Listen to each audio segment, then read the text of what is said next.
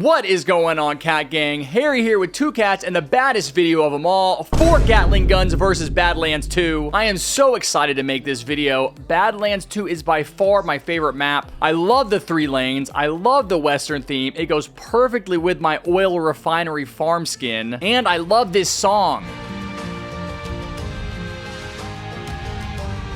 That is the best OST Focus has ever made. Now we're gonna go ahead and get into this video pretty quickly, but first I want to let you know that this is gonna be harder than Fallen. 3 lanes means 3 times the enemies, which means 3 times the tanks, but it does not mean 3 times the gunslingers, thank God. Now the path that Gunslinger walks down in the middle is actually shorter than the dead ahead path. The difference here is the speed at which Gunslinger walks. The TDS wiki shows that he walks extremely slow for the first half of his health, at which point he speeds up to the same speed as the Fallen King, which is very slow. So overall, we're gonna get more time to damage him, which we will need every second of because he comes with a honking 600,000 health. So more than double the 240,000 health of the Fallen King from my last video. But what worries me more than his health is the enemy spam that takes place on this map. Not only are we dealing with those 3 lanes I mentioned, but there is an insane amount of breakers that are spawned on the last few waves.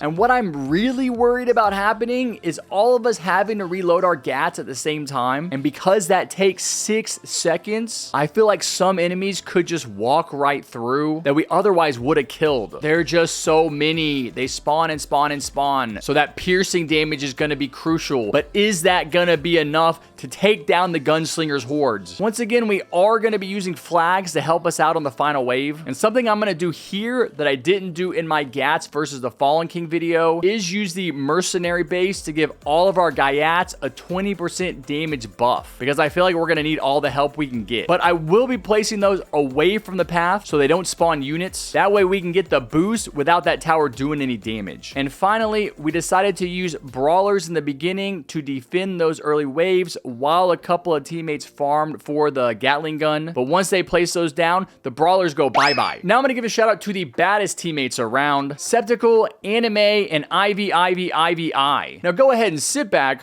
relax, and grab a cowboy cat, and I'll see you right back here right now. Okay, here we go. Very beginning of the game, Badlands 2. We got the brawlers down, and I'm gonna let my teammates farm while we defend a little bit. Should be getting Gatling guns, I would guess, around wave 8, wave 9 probably, and then I'm gonna start farming, and then I will be getting my gat down.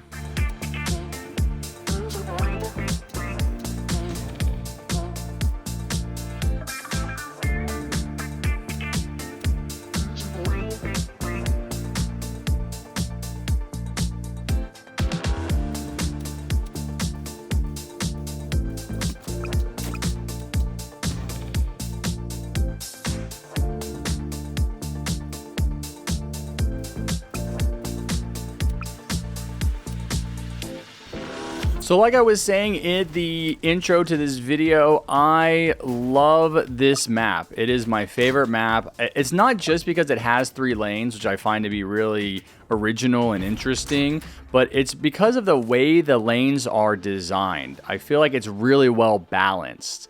Obviously the enemies come down the middle path first. They arrive on the left path second, but just ahead of the enemies arriving on the right path. You can see that happening right now. So even though there is 3 lanes, you're not necessarily dealing with all the enemies at the same time, but you do still need to be able to take them out in a pretty quick manner so that you don't get overwhelmed.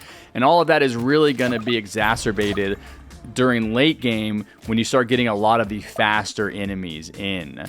I feel like we have pretty good ideas of where we're going to put our Gatling guns down so that we can cover all 3 lanes.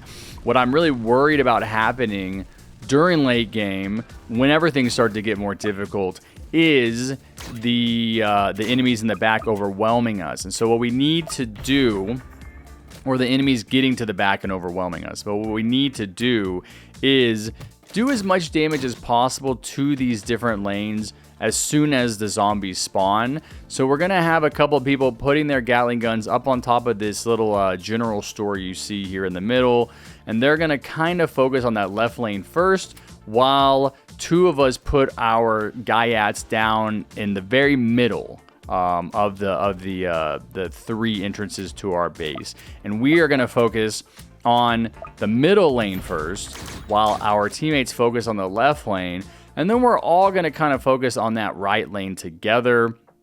You do have a big open part of that path where everyone can see what's coming, right? So you can see, oh, there's a fast tank coming, or there's a strong spawning enemy coming, and we can try and take those out together.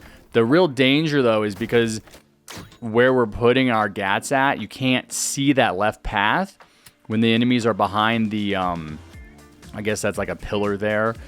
When they're back behind that, you can't really see them, so you don't know what's coming and if they're strong and fast or something. I mean, if you're not damaging the tank until he shows up on that straightaway from that left path, you're pretty much going to be doomed, I think. So that's why we're choosing our placement locations. You can see that Anime has put their Gatling gun down first. I'm going to put mine right to their right. And then we're going to be the two people in the back that are kind of focusing on the middle path. And then the other two teammates will take the left path. And in that way, as we attack enemies that are coming from that left side, like how he's shooting at them right there, when we're shooting at those enemies, they should be weaker, right? And so they shouldn't be that strong. Now I'm going to go ahead and get my gat down, and we're going to start fighting here. But at least when we're shooting the enemies on the left, they should be weaker. They should not be fresh. Like when we're shooting the enemies that come down the main straight middle path, obviously those are the ones that are just spawning. They're going to be strongest. And then whenever we shoot the enemies on that left path, once they get to the back, they need to be weak, or we're going to be doomed. We're going to be cooked beyond repair. There will be no coming back.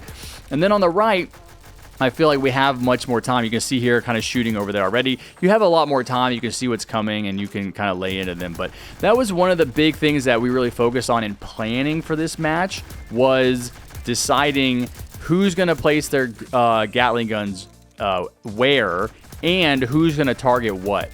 Because if you do not have a plan going into a challenge like this, you're cooked. There's nothing you can do. I mean, you've already lost. So you have to be smart about. Oh, man, I shouldn't have put my farm there. I don't like that. I'm gonna move that because that's about where I'm planning on putting my mercenary base later. So I'll move that farm. But I think the most important part of doing a challenge like this is planning ahead of time, so that once you get into the game, people aren't like placing towers and then having to sell them and move them and wasting money, and then the enemies are getting closer and they're stronger on the later waves, and it would just be bad. So we really did a lot of took a lot of time and put forth a lot of effort to plan that out ahead of time, so that we would be in the best position, I think. Well, I mean, we'll find out. We'll find out if we can survive, but in what I think is the best position to kill all these enemies that are coming later. Because obviously the beginning of Fallen or Badlands or Polluted or whatever game mode you're doing is not the hard part for the most part. The hard part is the end of the game. It's the late game. And so even though our Gatling guns will be max level by then, will we have the best positioning so that we don't get overwhelmed and that we can make this a manageable fight? And so we'll find out, but I'm looking forward to it. I think we have good positioning for our DJs, good positioning for our Merc bases. Those are, whenever those are ready to go, good positioning for our Gatling guns, and yeah, we'll see how it works out.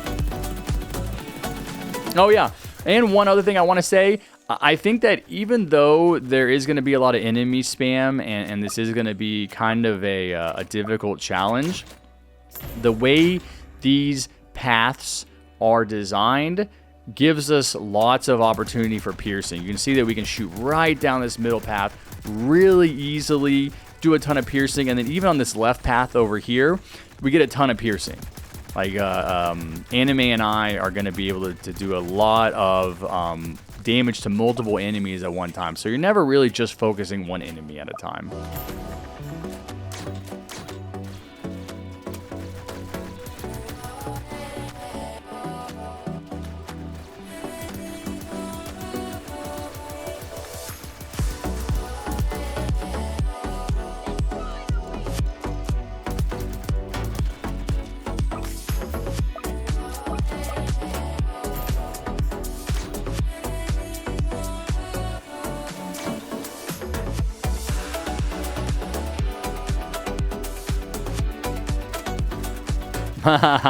He said that he was AFK because of his cat. How many times has that happened to you guys? Let me know down in the comments. How many times do you get messed up because of your cat? Every time I get messed up, it's because of my cat. It's never my fault. Every time I die, it's always my cat. Every single game I've ever won, no cat problems. Every single game I've ever lost, nothing but cat problems.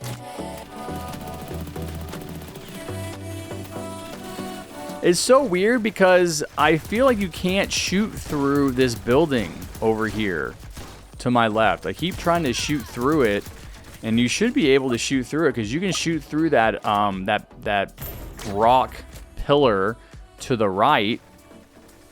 I know that because I've done it before, but I should be able to shoot through the building, but I don't think it lets me.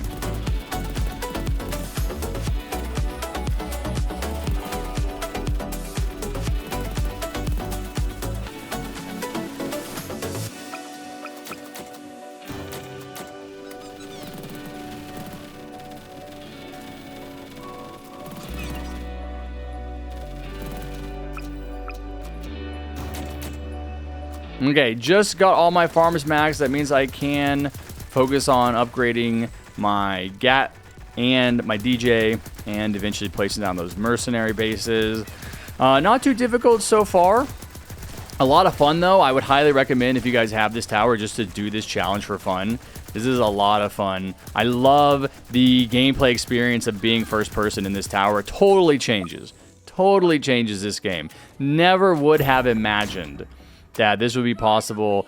I mean, you're literally the tower, right? Whenever you're using this gun, I am the tower. And you get a really cool close-up view of the path and the enemies. You get right down on their level. And it's a very interesting experience. And I think it really helps that the tower is so powerful, because while you're sitting in it, you can kind of like ignore other things that you might need to be doing. Like maybe you're not chaining call to arms as well as you should be. Maybe you're not upgrading as well as you should be, but it's okay because the gun is so powerful. You can make mistakes, and it kind of cuts down on the really See, I'm trying to shoot through this building. I know there's enemies back there.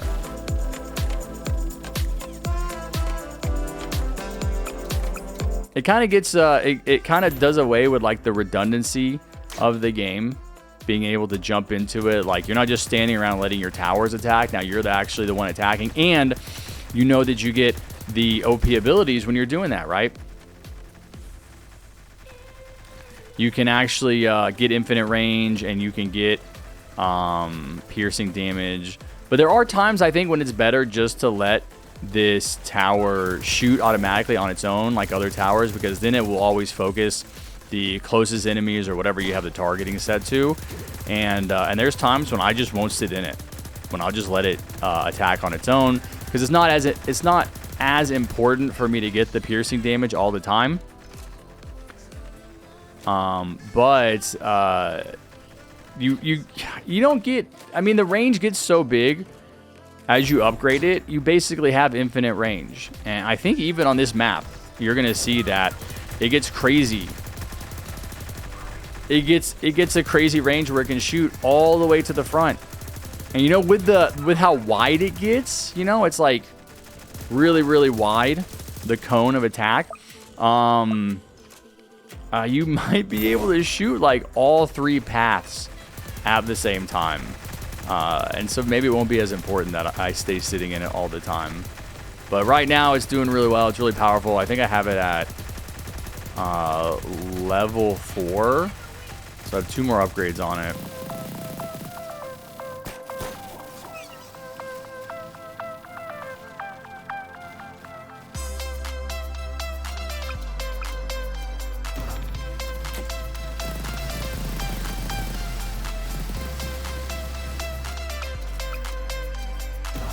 Oh, okay, no, it was just level 3. Now it's level 4. So now is when it really starts to shred. We are getting close to what I think is going to be our first major challenge, which is wave 30.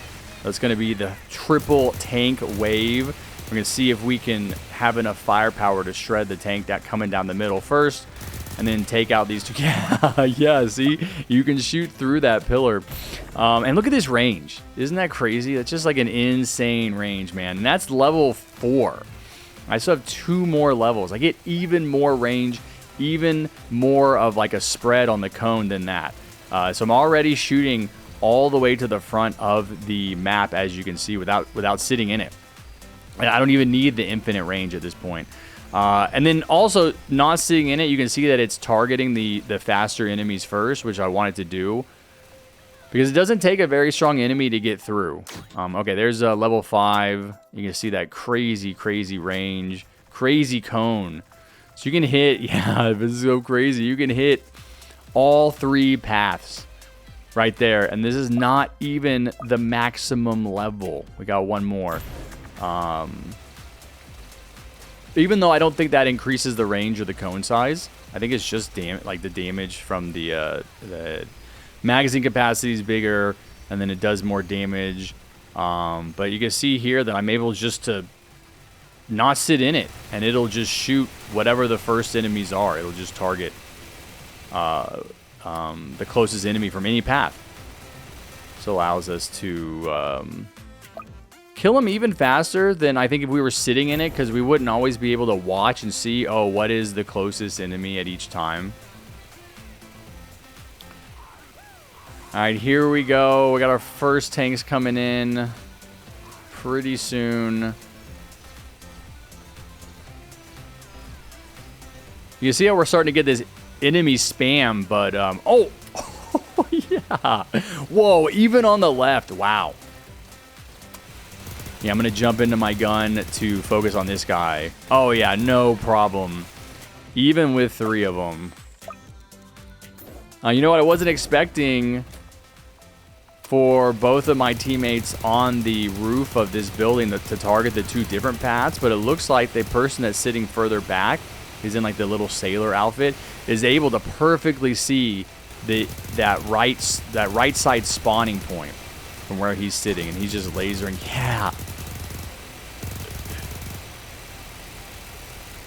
Yeah, just shredding right through the rock. He's able to perfectly see that spawning point from where he's at. And so this really helps us to, again, try to alleviate the strain on the back part of the map. Like, we don't want to be killing enemies when they get to the back. If they're getting to the back, we're already probably going to lose. We want to kill them or at least do as much damage as possible from the spawning points. All right, now I'm going to go ahead and start placing these merc bases down. I have a maxed Gatling gun. I have the monies to do it. Once again, going to be sure to set all of the bases themselves to the medic unit. Even though I don't think it's an issue, I don't think they're going to spawn. I just want to be sure that they don't. You know, if they do end up spawning for whatever reason, the units aren't going to do very much damage. But I think this is really going to help us on the final wave against the Gunslinger, because he has such a crazy amount of health. This will help us take him down.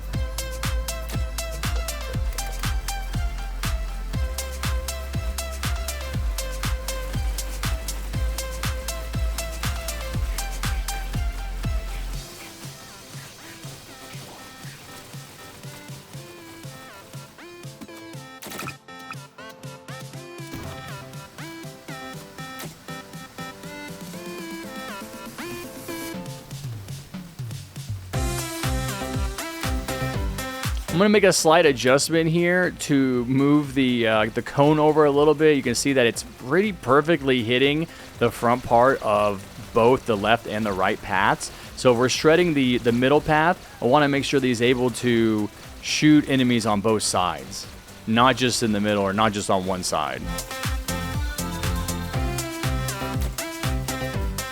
Okay, they're kind of getting close in the back there, but they're so weak. Our tower is so powerful. Our tower is so overpowered that it's not an issue. The issue would be if those are strong enemies getting to that point. It would be no bueno.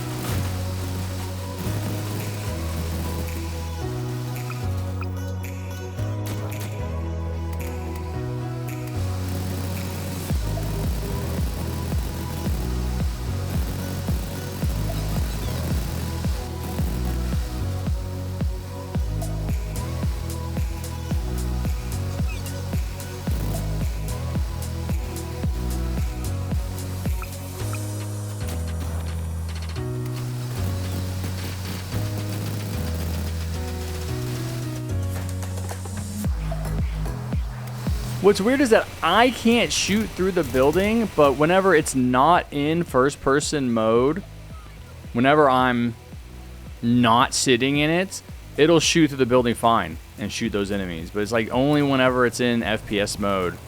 So weird. One of the things that I'm going to be doing here is try not to sit in it as often. Oh no. Oh, see? Oh, this is only wave 37. And if we're not really paying attention and taking those guys out as soon as possible, I was reloading there. If we're not taking those errors out, they'll run right in. And I think what we want to go ahead and do here, just to try and help with the enemy spam, you know, we want to get to the Gunslinger. We don't want to die on wave 39. We're going to throw down a few jesters. I think one jester on each path at the end of this wave, just to be sure that we don't get overwhelmed with the breakers and the errors. Usually there's so many getting spawned here. They just keep coming and coming and coming and coming. And this wave is not that bad. I think really it's the next wave. And so we want to be able to survive to the final wave. So we're going to throw those jesters down. And then, of course, we're going to be using flags on the final wave to give us a little bit more of a boost. And hopefully we can come away with that epic victory royale.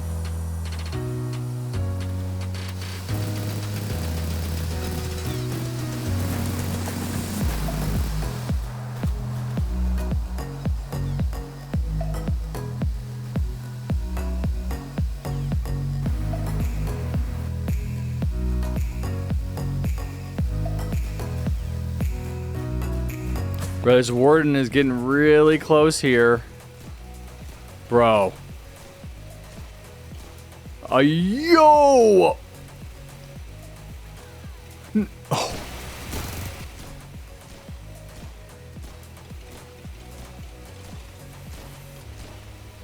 Okay, yeah, you see, that's why I didn't want to sit in the gun, because then it will automatically target whoever is closest to getting in our base. And here we go on the final wave. But yeah, that's my reasoning for not wanting to always sit in the gun, because you might let some enemies through. You might not be targeting the very first enemy. And so, ooh, man, that was close. That was crazy. But here we go, final wave. One of the things that is broken in the game right now is being able to see your teammates' consumables. I think they already put down some flags. I'm going to put down some flags after about 30 seconds because that's how long they last.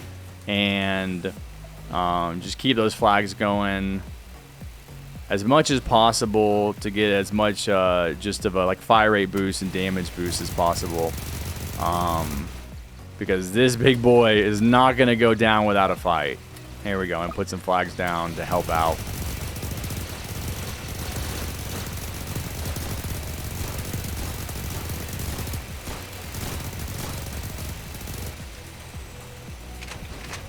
And we can't just target Gunslinger here. We also have to get these other enemies to make sure they don't get in and kill us. So I'm not going to get tunnel vision and just target him until everyone else is dead. Which I think is now. I think we're good to focus him.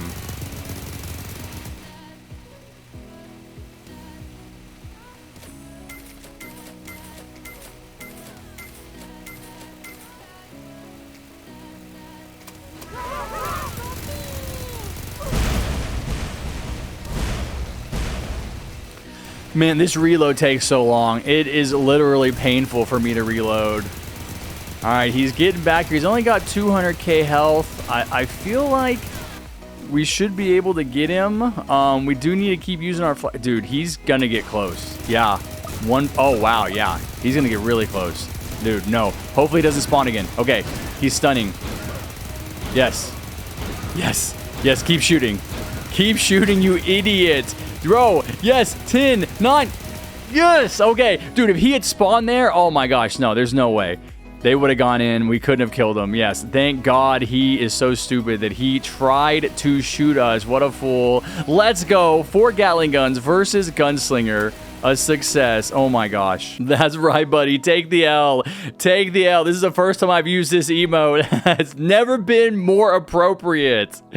I love seeing this in TDS after using it for years in Fortnite. Oh my gosh. And that is why we use the flags and the mercenary bases. I don't think we would have won without the mercenary base. I'm gonna be honest, man. Like, you have to have those. That is really, really difficult. Way more difficult than just the Fallen King. But that is all I got for this video. If you enjoyed it, be sure to smash that like button with your forehead, hit the subscribe button with your big toe, and turn on notifications however you can so you don't miss any of my amazing upcoming content. And I will see you guys next time. Take care, be safe, and never forget what I always say. Peace!